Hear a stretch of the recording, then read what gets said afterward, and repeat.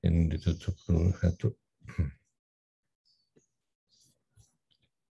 Jadi kita lanjutkan. Oke, ini mau nih. Opa itu ya, yang hukum tuh siapa? Bagus ya. Baik, kita mulai ya. Mudah-mudahan bisa cepat selesai karena ada eh, kegiatan lain di Novotel dan di Radisson. Eh, bisa dilihat apa namanya PowerPoint PowerPointnya. Bisa, Prof. Bisa, Prof. Ya. Baik, kita lanjutkan. Ini kemarin kita bicara tentang apa itu transaksi terapeutik ya. Persyaratannya apa, eh, konsekuensinya apa, dan lain sebagainya. Sekarang hari ini kita melanjutkan karena adanya ikatan antara pemberi pelayanan kesehatan dengan pasien, maka ada hal-hal lain yang memang harus kita bahas. Jadi yang berikutnya adalah tentang informed consent. Ya. Informed consent ini merupakan turunan dari transaksi terapeutik. Ya. Informed consent ini adanya, informed consent kan kita sudah tahu ya, jadi ada consent yang memang harus diinformasikan antara pemberi pelayanan kesehatan dengan pasien. Gitu. Ini terjadi perubahan ya. Kalau dulu kita menyampaikan bahwa kayaknya harus minimize saja ya. Kalau dulu itu hubungan dokter pasien itu hubungan paternalistik ya. Kalau sekarang eranya sudah berubah. Jadi eranya itu sekarang adalah sejajar ya. Jadi hubungan antara dokter atau nakes dengan pasien itu adalah sejajar. Kalau dulu paternalistik. Jadi apa yang disampaikan oleh dokter atau pemberi pelayanan kesehatan, maka itu akan diiyakan oleh pasien. Kalau sekarang kan terbalik, jadi sejajar dan ada hak dan kewajiban dari pemberi pelayanan kesehatan dan ada hak dan kewajiban dari penerima pelayanan kesehatan. Jadi ada terjadi perubahan, diantaranya mungkin karena adanya transaksi ya, antara pemberi pelayanan kesehatan dengan penerima pelayanan kesehatan. Karena ada transaksi dan sejumlah uang, maka hubungannya menjadi sejajar, ya. Jadi saling membutuhkan, baik pemberi pelayanan kesehatan ataupun pasiennya. Informed consent ini merupakan satu ikatan yang harus dipenuhi persyaratannya, yang tentunya mengandung persetujuan dalam bentuk hukum perdata. Tapi hal ini juga bisa jadi berubah menjadi pidana, gitu. Kecuali dalam keadaan darurat. Jadi kalau dalam keadaan darurat ini berubah. Tapi menurut saya kita tetap harus hati-hati ya, hati-hati. Apalagi bagi dokter yang di emergensi atau di UGD, karena emergensi atau darurat itu akan berubah menjadi terlihat seperti kondisi normal ketika suasananya berubah. Gitu. Berubah kapan? Ya pada datang ke kondisi darurat, tapi setelah ditangani dan selesai, itu berubah menjadi kondisi normal. Begitu. Dan ini harus hati-hati karena tentunya ada konsekuensi, ya, gitu, antara pemberi layanan kesehatan dengan yang penerimanya. Secara klasik ya dimaksudkan dengan perbuatan dalam istilah perbuatan melawan hukum. Jadi informed consent itu mungkin saya mengulas sedikit ya. Harus disampaikan informasi yang lengkap oleh pemberi pelayanan kesehatan, oleh nakes atau dokter, ya. Tidak boleh ada yang disembunyikan, gitu. Sebab kalau ada yang disembunyikan, itu akan menjadi masalah. Apa saja? Tentunya semua tindakan itu harus disampaikan kepada penerima pelayanan kesehatan. Dan diantaranya adalah bahwa penerima pelayanan kesehatan ini harus orang normal, ya. Jadi apabila tadi ya dalam keadaan tidak sadar atau penerima pelayanan kesehatan yang mengalami gangguan jiwa, maka harus ada siapa nanti yang pendampingnya. Kalau anak, maka orang tuanya. Kalau orang tua, maka anaknya. Atau dengan keluarga terdekat. Dan informed consent biasanya dilakukan pada kasus-kasus di mana tindakan invasif ya atau berisiko, sehingga memerlukan ada concern ya, jadi ya harus disetujui oleh penerima pelayanan kesehatan. Selain penerima pelayanan kesehatan, juga di dalam informed consent itu ada pemberi pelayanan kesehatan, penerima,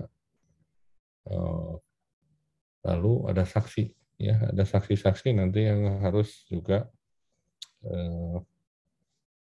memberikan kesaksian ya di dalam informed consent tersebut.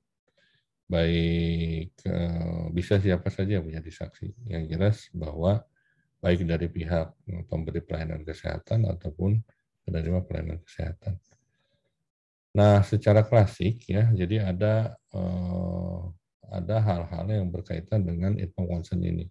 Di antaranya adalah perbuatan yang melawan hukum. Di antaranya adalah non-feasant, misfeasant atau malfeasant ya. Jadi non-feasant ini merupakan tidak berbuat sesuatu yang diwajibkan oleh hukum. Jadi harusnya dia melakukan tindakan menolong ya, tapi itu tidak dilakukan sehingga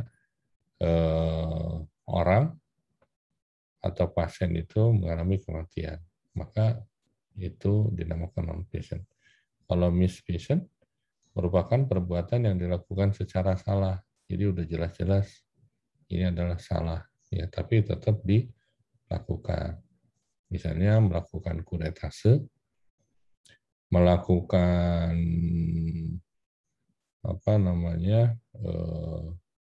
mencabut misalnya oksigen di ICU pada pasien yang memang dalam kondisi penurunan kesadaran, dan melakukan tindakan yang melawan hukum. Gitu. Kalau malfeasant adalah perbuatan yang dilakukan pada pelakunya tidak berhak melakukan. Ini yang bertindak seolah-olah dokter, ya. Jadi barang siapa, sebetulnya ada kan di dalam undang-undang ya, barang siapa yang melakukan tindakan seolah-olah dokter, maka akan diberikan hukuman pidana. Gitu. Nah, ini salah satu contoh tindakan-tindakan yang berkaitan dengan transaksi terapeutik. Apakah ini ketiganya bisa bersalah? Bisa, iya. Jadi kalau yang jelas tidak harusnya melakukan salah. Yang harusnya dilakukan tidak dilakukan juga salah. gitu. Apalagi melakukan hal yang dilarang, gitu. Maka itu juga salah.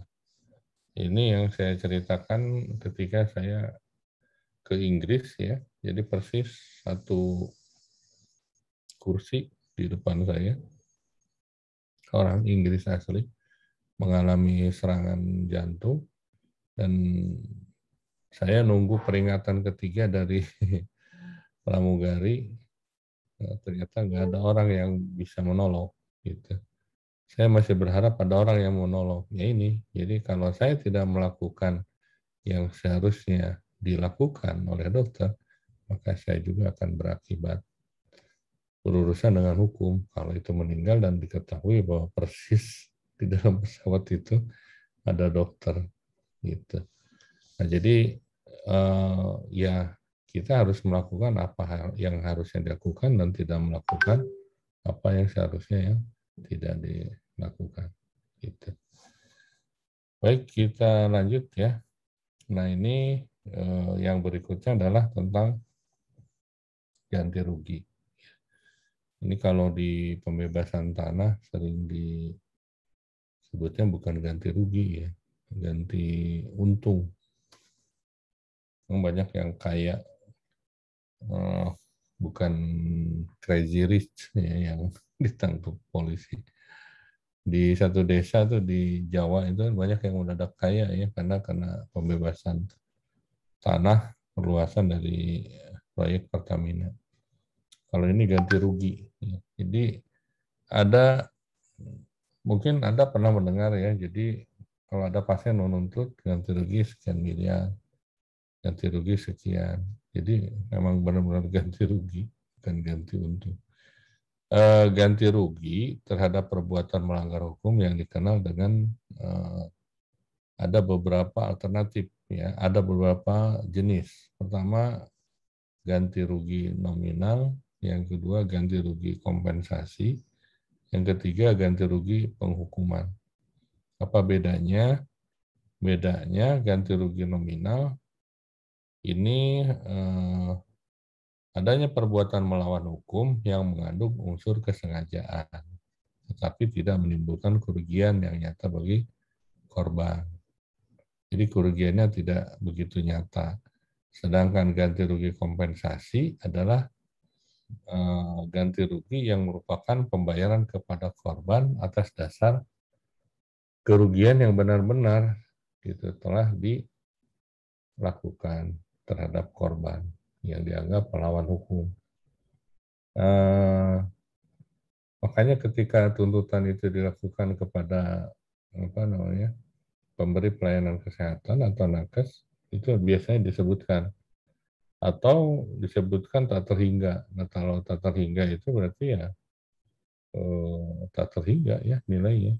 Jadi kalau 10 miliar itu jelas ya. Kalau tak terhingga ya bisa 1000 miliar, 1 triliun dan lain sebagainya. Gitu. Yang ketiga adalah ganti rugi penghukuman yang merupakan ganti rugi dalam jumlah besar ya yang melebihi dari jumlah kerugian yang sebenarnya. Besarnya jumlah ganti rugi tersebut dimaksudkan sebagai hukuman bagi pelaku. Ya, jadi ganti rugi penghukuman ini layak pada kasus-kasus kesengajaan yang berat atau sadis. Ya. Misalnya diterapkan terhadap penganiayaan berat atau seseorang tanpa rasa kemanusiaan. Misal ya di sini penganiayaan dilakukan oleh polisi. Itu termasuk ganti rugi untuk yang mana? Kalau menurut saya kayaknya pas ya untuk hukuman. Seperti belakangan kemarin ya, jadi ada di persidangan polisi yang dituntut pidana oleh jaksa yang hukumannya berbeda ya sampai dengan di kalau nggak salah Mahkamah Agung ya kemarin. Justru putusannya malah bebas. Itu padahal jaksa menuntut 12 tahun kalau tidak salah. Gitu. Ya, ini tipe-tipe atau jenis dari ganti rugi. Ya, jadi ada ganti rugi nominal, ganti rugi kompensasi, dan ganti rugi penghukuman. Jadi transaksi terapeutik ini berkaitan lebih kepada masalah-masalah perdata. Baik, kita lanjutkan. Ini aspek hukum ya dalam hal transaksi terapeutik. Tadi terkait dengan ganti rugi ya, terkait dengan informed consent. Nah, ini adalah sekarang dengan istilah one prestasi. Jadi one prestasi ini asalnya adalah dari bahasa Belanda ya, one prestasi, yang artinya tidak memenuhi kewajiban. Jadi tidak memenuhi kewajiban yang telah ditetapkan dalam perikatan, baik perikatan yang timbul karena perjanjian maupun perikatan yang timbul karena undang-undang. Ini agak berisik ya, karena di rumah lagi direnovasi di depan, jadi ada mungkin kedengaran suara tukang. Jadi one prestasi ini adalah artinya tidak memenuhi kewajiban tadi ya. Jadi sebetulnya ketika nakes atau dokter itu memberikan pelayanan kesehatan, maka ada kewajiban yang memang harus dilakukan ya gitu. Jadi kembali lagi adanya hak dan kewajiban yang tidak dilakukan, khususnya kewajiban tidak dilakukan, maka timbul one prestasi. One prestasi ini berarti adalah ketiadaan suatu prestasi atau prestasi dalam hukum perjanjian, berarti ada suatu hal yang dirasakan sebagai isi dari suatu perjanjian. Jadi misalnya dokter melakukan tindakan, ya tindakan diantaranya misalnya memberikan pertolongan kepada pasien seperti kemarin misalnya. Jadi dalam memberikan pertolongan itu terjadi kejadian yang tidak diinginkan, gitu. Padahal sebetulnya harusnya dianggapnya bahwa itu adalah suatu kompetensi dokter yang harus dilakukan, yang standarisasinya adalah profesionalisme, ya, kompetensi. Nanti akan disampaikannya di slide berikutnya. Jadi adanya keterkaitan antara kewajiban dengan kompetensi dengan one prestasi ini. Ya. Jadi ketika kewajiban itu melekat pada nakes atau dokter, maka itu harus dilakukan. Gitu. Jadi terkait dengan kompetensi, ini ada kaitan dengan profesionalisme. Ya. Jadi dokter atau jadi profesional ini kan suatu apa ya,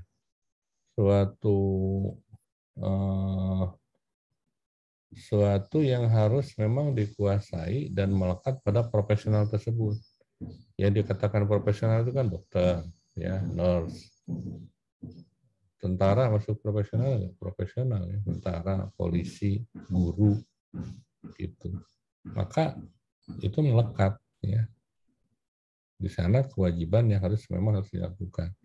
Nah, itu bisa diukur dengan kompetensi. Kompetensi itu yang terdiri dari knowledge, ya. Knowledge-nya bisa diukur, bisa distandarisasi. Knowledge, skill-nya juga bisa distandarisasi, dan attitude, gitu. Nah, bisa saja memang akibat tindakan yang dilakukan oleh nakes itu membuahkan sesuatu yang memang tidak diharapkan, sehingga kewajibannya tidak terpenuhi dengan sempurna. Maka terjadilah prestasi. Ya.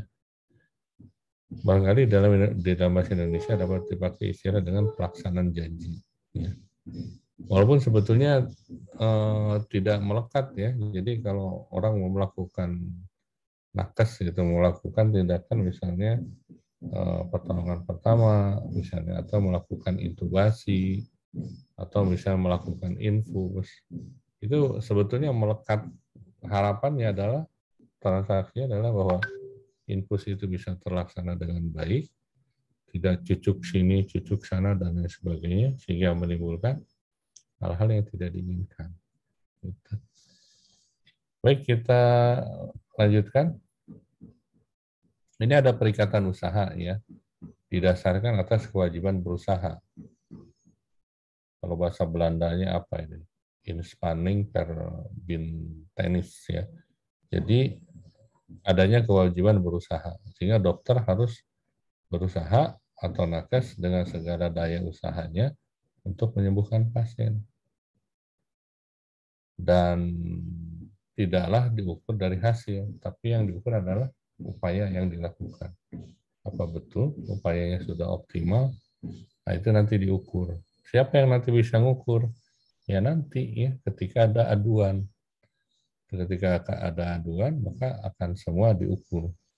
Apakah yang dilakukan oleh nakes ini tidak sesuai dengan standarisasi yang ditentukan atau tidak. Gitu. Maka dokter atau nakes wajib memberikan perawatan atau pelayanan kesehatan dengan hati-hati dan penuh perhatian sesuai dengan standar profesi. Itu ya, sehingga apabila pasien mengakui dokter tidak memenuhi kewajibannya, maka terjadilah wan prestasi. Wan prestasi itu ya akhirnya ya itu minta kompensasi. Kompensasi tadi ada ganti rugi, 3 jenis ganti rugi ya. Ganti rugi yang mana yang nanti akan dilanjutkan. Gitu. Oke, kita lanjutkan. Ini juga masih jenis transaksi terapeutik ya. Jadi ada dikenal dengan jenis-jenis tanggung gugat. Ya. Jadi ketika pasien itu merasa dirugikan akibat pelayanan kesehatan yang diberikan oleh dokter atau di satu rumah sakit, maka dapat mengajukan gugatan ya kepada dokter atau rumah sakit atau semuanya gitu ya, baik ke dokternya, baik ke rumah sakitnya atau ke manajemennya. Ini ada 4 jenis tanggung gugat. Ya, di antaranya adalah contractual liability, liability in torts, strict liability, dan vicarious liability. Kita coba uraikan satu-satu ya. Contractual liability ini adalah tanggung gugat yang muncul karena adanya ingkar janji, yaitu tidak dilaksanakannya suatu kewajiban atau tidak dipunyai suatu hak lain sebagai akibat adanya hubungan kontraktual. Ya, gitu. Maka yang merasa dirugikan dia akan menuntut. Ya. Atau di sini dikatakan juga dengan civil malpractice. Ya. Jadi dalam hal prestasi tersebut berupaya, yang diukur adalah upayanya ya, bukan hasil. Gitu. Karena dokter atau nakes itu hanya bertanggung gugat ya atas usaha medis ya, yang dilakukan. Dan ini semua bisa diukur sebenarnya seperti itu. Ya. Yang berikutnya adalah liability in torts ya. Jadi tanggung gugat yang tidak didasarkan atas adanya contractual obligation, tetapi atas perbuatan melanggar hukum. Ya.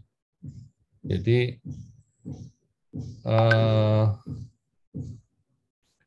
pengertiannya adalah melanggar hukum tidak hanya terbatas pada perbuatan yang melanggar hukumnya, tapi kewajiban diri sendiri atau kewajiban hukum orang lain saja.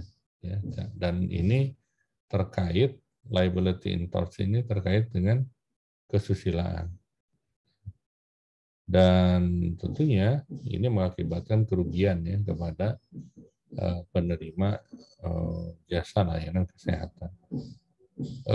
Walaupun di atas disampaikan bahwa hubungan nakes terhadap pasien ini sejajar, tapi tetap pasien itu masih bisa diperintah gitu ya, diperintah oleh pemberi pelayanan kesehatan. Misal disuruh membuka baju gitu ya, disuruh membuka celana gitu. Nah itu artinya ada hal-hal yang terselip di sana yang dan bisa menimbulkan potensi kerugian gitu atau potensi melawan hukum dan sering ini dimanfaatkan oleh oknum ya sehingga menjadi sesuatu yang merasa dirugikan terhadap pasien. Dengan adanya tanggung gugat ini, maka rumah sakit atau dokter dapat digugat membayar ganti rugi. Gitu. Tapi sebetulnya gini ya, ada hal-hal tertentu ya. Mungkin kalau dokter Edi pasti paham ya. Tapi kalau yang lain mungkin juga tenaga kesehatan lain mungkin bisa paham. Jadi ketika kita akan dioperasi itu juga potensi ya. Jadi hanya kalau laki-laki hanya pakai celana dalam nih, kalau perempuan mungkin hanya menggunakan BH dan celana dalam dan ini tentunya juga sangat riskan ya, berbahaya. Di mana ketika misalnya dilakukan bios umum, kita nggak tahu tuh apa yang mereka lakukan. Di situ kan ada tim ya, jadi bisa dari perawat, penata anestesi, ada koas, bisa ada residen, dan itu bisa jadi masalah pelanggaran kesusilaan ya seperti itu. Dan ini juga bisa masuk nanti bersifat intensional atau negligence. Kita lanjutkan. Ini ada strict liability ya, tanggung gugat jenis ini. Ini disebut dengan tanggung gugat tanpa kesalahan. Ya, jadi seseorang harus bertanggung jawab meskipun tidak melakukan kesalahan apa-apa. Ya. Baik yang bersifat intensional, diniatkan ya, atau tidak, atau berupa kelalaian. Saya lupa menyampaikan ya tadi di tanggung gugat mana ya, ada tanggung renteng gitu. Jadi kalau tanggung renteng itu sesuai dengan apa namanya, sesuai dengan tingkatan kewenangan yang diberikan gitu. Maka seperti melakukan operasi. Ya. Ini juga baru terjadi nih. Saya belum cerita seperti di Waikanan. Ini agak aneh sebetulnya. Jadi ada satu tindakan operasi ya, dilakukan di rumah sakit swasta dan dilakukan anestesi umum. Nah, ketika terjadinya tuntutan dan pasien sudah pulang ke rumah, kira-kira 1 minggu kemudian meninggal. Tapi yang dituntutnya ke dokter anestesi, saya bilang gitu. Ceritalah banyak gini.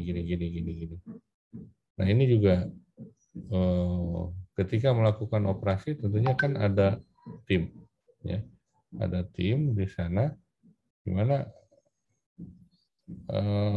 nanti tanggung rentengnya itu sesuai dengan kewenangannya gitu. Tentunya tidak bisa dibebankan hanya ke dokter anestesi. Jadi semua SOP diperiksa, nanti dilihat ini ada kaitannya dengan yang mana, damage-nya, direct cost-nya, ya, terus juga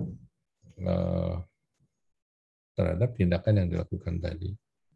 Tapi ini pasien menjurus kepada seorang dokter, khususnya dokter anestesi, karena saya nggak tahu mungkin apakah itu juga mendapatkan informasi dari rumah sakit bahwa itu adalah akibat dari obat anestesi. Nah, kalau menurut saya setelah saya coba investigasi, itu tidak ada kaitan dengan obat anestesi yang diberikan ya, terkait dengan kematian. Oke, kita lanjutkan. Yang berikutnya adalah ini strict liability ya. Ini adalah vicarious liability ya. Ini tanggung jawab kesalahan yang dibuat oleh bawahannya. Nanti coba dibuka ya undang-undang rumah sakit, bahwa direktur rumah sakit itu bertanggung jawab ya terhadap semua kegiatan yang dilakukan di bawahnya. Gitu. Maka dia harus kalau itu terjadi kesalahan, maka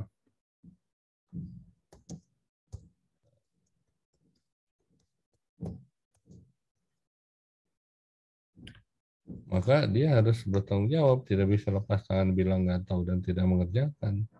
Jadi artinya pimpinan rumah sakit atau pimpinan fasilitas kesehatan harus mengetahui terhadap semua tindakan yang dilakukan di bawahnya.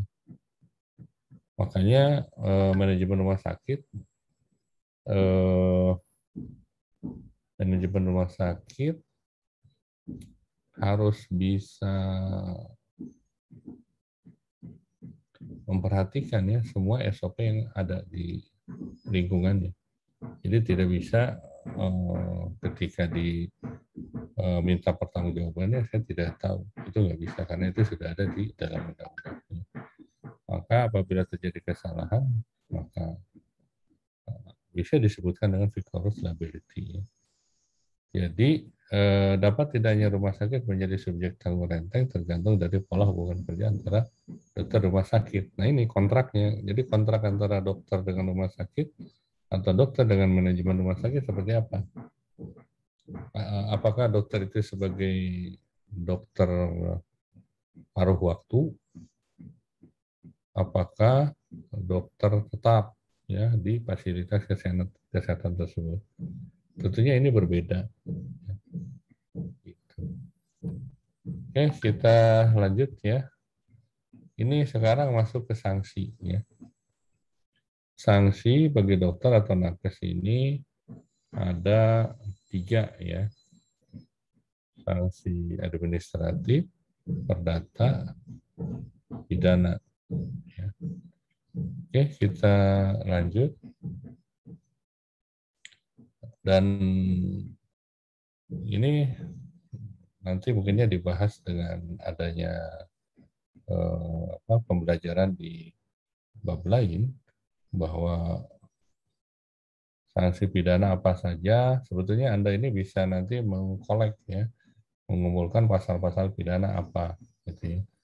Selain yang umum, misalnya 359, 360, 361 KUHP ya, itu apa aja.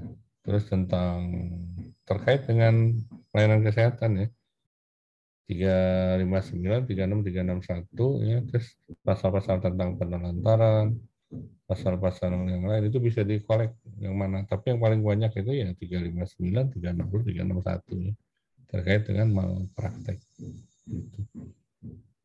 Perdata itu sudah dibahas diantaranya tadi di atas dan kemarin ya, apa saja 1362 itu kan sudah disampaikan ya tentang apa-apa saja yang bisa dilakukan. Administratif tentunya juga dari teguran lisan, ya, teguran tertulis, pemecatan, skorsing dan lain sebagainya. Alternatif penyelesaian ya ketika ada sengketa antara nakes dengan pasien, ini ada yang dinamakan dengan arbitrasi ya. Jadi ini berdasarkan dari bahasa Latin adalah menyelesaikan perkara menurut kebijaksanaan ya. Jadi diselesaikan ya dengan jalur di luar pengadilan ya. Tapi kan sekarang kadang-kadang penyidik ya, dalam hal ini polisi, seperti yang terjadi di Waikanan ya dan di Tulang Bawang, itu polisinya yang agresif. Padahal sebetulnya sekarang perlu saya sampaikan ya saat ini, seperti kemarin saya pernah menyampaikan bahwa polisi ini mengembangkan sekarang adalah mediasi kepolisian dalam rangka mencapai restoratif justice. Ya. Kejaksaan pun demikian, ya, mengembangkan tentang restoratif justice. Jadi tidak semua perselisihan perkara itu diselesaikan di pengadilan. Kenapa? Satu, biayanya mahal. Jadi satu perkara itu pasti biayanya mahal. Dan itu membebani negara. Ya. Negara kita tahu saat ini dari ujung yang paling sugih sampai yang paling melarat saja terjadi inflasi. Inflasi cukup besar dan itu tentunya juga membebani negara. Jadi ketika ada perselisihan ini dan nanti masuk ke ranah hukum, ya membebani negara ya dari proses penyelidikan, penyidikan dan penuntutan dan punishment, hukuman, dan sampai dengan proses pembinaan di lembaga pemasyarakatan itu, apalagi vonisnya 10 tahun, maka itu akan menjadi tanggungan negara. Jadi sekarang dikembangkan tentang, kalau di kepolisian ya tentang tadi mediasi, kalau di kepolisian tadi ya mediasi yang mengarah kepada restoratif justice. Kalau di kejaksaan khususnya restoratif justice ini. Lalu di dalam arbitrasi ini dipilih cara ini karena lebih cepat, lebih hemat, dan tentunya ini harus disepakati oleh dua belah pihak. Ya, gitu. Jadi kalau nggak disepakati, tentunya nggak bisa. Yang kedua adalah negosiasi, adalah upaya menyelesaikan sengketa tanpa melalui pengadilan. Sama ya, jadi negosiasi dan arbitrasi ini bisa dilakukan itu tanpa melalui pengadilan yang merupakan proses tawar menawar ya. Gitu. Tapi biasanya nanti berakhir dengan persetujuan di dalam kertas ya, kertas. Tapi di sini tidak ada persyaratan, sing penting dua-duanya setuju dan bisa menerima ya terhadap kesepakatan kedua belah pihak gitu. Beda dengan mediasi. Mediasi ini melalui mediator. Mediator ini ada persyaratannya ya. Saya sudah menyampaikan dulu. Jadi ada nanti kalau Bapak Ibu yang hadir di sini ingin mempunyai keahlian tentang mediator, itu bisa mengikuti pelatihan yang nanti ada sertifikat yang dikeluarkan oleh Mahkamah Agung ya. Jadi mediator bersertifikat Mahkamah Agung dan nanti bisa menjadi mediator resmi yang dicantumkan di polisi ya, kepolisian ataupun pengadilan. Jadi mediator ini nanti ada dua ya, mediator umum dan mediator di bidang kesehatan. Dan itu menjadi profesi baru, Bapak Ibu sekalian. Saya waktu mengikuti pelatihan ini bersama Pak Pakih ya dan Bu Dr.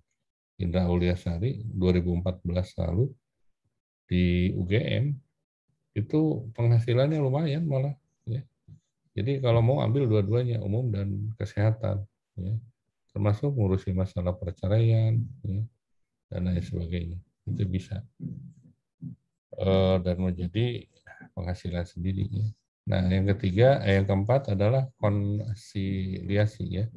Adalah upaya untuk mempertemukan pihak yang berselisih. Nah, bedanya di sini di mediator ini ada yang dinamakan dengan saya jadi lupa ya. Jadi kalau yang lain kan setuju dan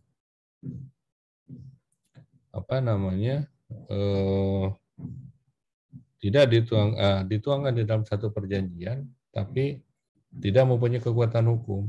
Nah, kalau mediasi yang dilakukan oleh mediator bersertifikat Mahkamah Agung, karena ini ada di dalam peraturan Mahkamah Agung nomor 1 tahun 2008 dan diperbarui di Perma nomor 1 juga di 2016. Itu mempunyai kekuatan hukum yang dituangkan dalam bentuk akta perdamaian. Ya, akta perdamaian ini dikeluarkan oleh pengadilan. Jadi sesungguhnya itu sama dengan putusan hakim. Gitu. Bedanya dengan tadi ya, ada arbitrase dan konsiliasi, ya, dan negosiasi. Nah, jadi kalau mediasi ini mempunyai kekuatan hukum dan itu tidak bisa dituntut kembali melalui pengadilan atau proses hukum lain, kecuali memang ditemukan novum baru. Gitu. Itulah bedanya mediasi yang dilakukan oleh mediator dibanding dengan proses perdamaian yang lainnya. Ya. Kalau konsiliasi mempertemukan keinginan pihak yang berselisih, atau juga diartikan bahwa pihak-pihak yang bersengketa menyelesaikan persoalannya dengan melalui negosiasi di dalam konsiliasi ini. Nah, itu mungkin tipe-tipe implikasi dari transaksi terapeutik di bidang kesehatan, ya. Jadi banyak. Dan sesungguhnya masih banyak lagi, tapi ini secara sekilas. Mudah-mudahan di pertemuan minggu depan, pertemuan terakhir ya, mudah-mudahan nanti akan kita bahas yang lebih kompleks nanti ke dalam bentuk case atau yang lainnya. Baik, ini mau dilanjut atau mau sholat dulu? Break dulu, Pak. Sholat dulu. Iya, Bro. Oke, kalau sholat dulu kita break dulu ya, 15-20 menit. Setelah itu kita gabung lagi ya. Nanti dengan tema turunan dari etiko-mediko legal ya. Baik, kita break dulu ya semuanya. Assalamualaikum warahmatullahi wabarakatuh. Waalaikumsalam warahmatullahi wabarakatuh.